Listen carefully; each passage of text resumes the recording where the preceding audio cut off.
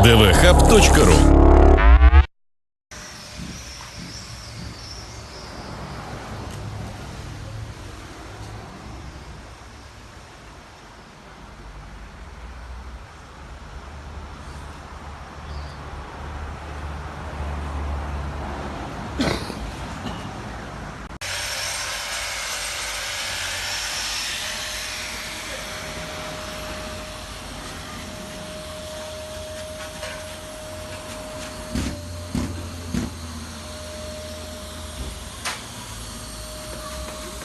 Именно со сметы, с конкретной ведомостью, потому что изначально мы сделали, там немного нужно было увеличить, да?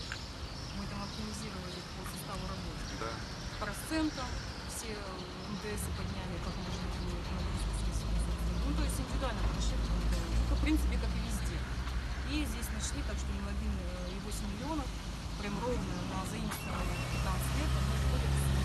Ну, сбор здесь невысокий, здесь 78%, но мы сейчас как раз-таки, когда дом попадает именно в программу, и мы ремонтируем, мы начинаем претензионно исковую работу. Да, есть условия, чтобы собственники понимали, Чтобы что возвратность есть есть. условия, да, потому что заем идет с других домов, поэтому недопустима ситуация, при которой люди, получив капитальный ремонт, еще и не платят за него.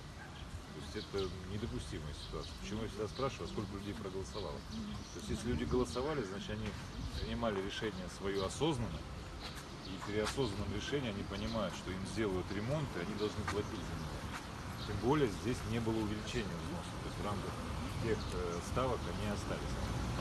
Поэтому я думаю, что здесь, ну, во-первых, взнос должен подняться, потому что визуально видно, что ремонт делается.